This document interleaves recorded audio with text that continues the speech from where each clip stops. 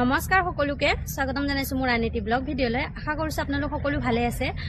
মোৰ পিছে গাটো অকণমান বেয়া, একদম চৰ্দি জ্বৰ হ'ব আৰু সেইকাৰণে একদম আৰম্ভ হৈ গৈছে, মানে গলটো চেকচেকাই আছে, ইফালে মূৰৰ বিষ। যোৱাকালি ভিডিঅ' দেখুৱাইছিলোঁ যে আমাৰ চোতালত পানী হৈ গৈছে, একদম পানী মানে পানীত খচি অহা যোৱা কৰোঁতে কৰোঁতে একদম মানে চৰ্দিয়ে পালে জানেনে।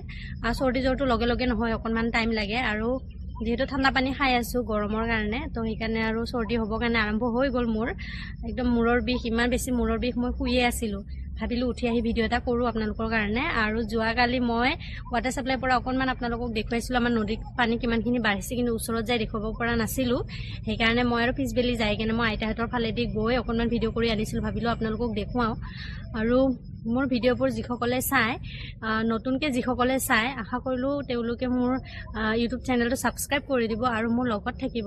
আপোনালোকৰ এটা লাইক, কমেণ্ট আৰু এটা ছাবস্ক্ৰাইবে মোক বহুত বেছি উৎসাহ দিয়ে আকৌ নতুন ভিডিঅ' বনাবলৈ জানেনে।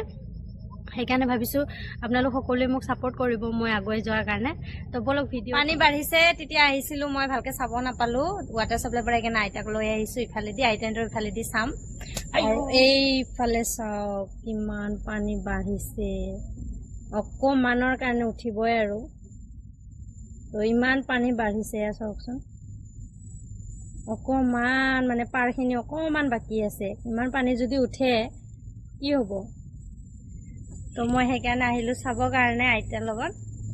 এইটো হৈছে আইতা, ইহঁতৰ বাৰী দি অলপমান আহিব পাৰে, আৰু ইমান বেছি জংঘল, আমাৰ ফালে আহিবই নোৱাৰে, ইফালে চব ইমান জংঘল।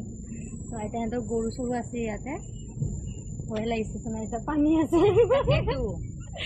পানী উঠিছে ইফালে, আকৌ ইফালে গৰু আছে চাওকচোন। যদি ঘপকে পানীখিনি উঠে, গৰুটো লৈ কিনে ক'ত কি কৰিব, মানে ইমান হাহাকাৰ, এতিয়া ৰাখিবও জাগা নাই, ইমান ভয়ংকৰ পানী।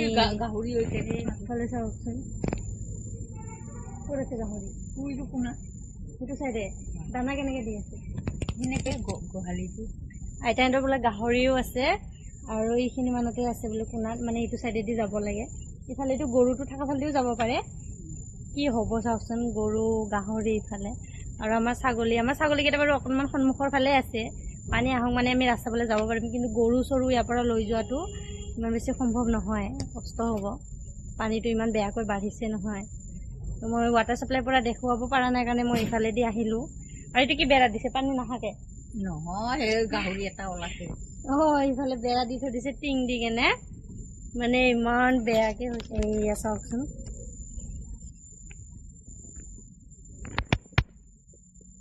এইখিনি অকণমানেই আৰু, মানে হাত দিলেই পানী পাম আৰু সেনেকৈ হৈ আছে। ভয় লাগিছে, পানী চোৱা হৈ গ'ল, যাওঁ এতিয়া, ভয় লাগিছে, আৰু নদী পাৰত আহিবলৈ ভয়ে লগা হৈছে। পানী উঠিলে চবচে বেছি চাপৰ জেগাত আমিহে আছোঁ, আমাৰে ঘৰ আছে।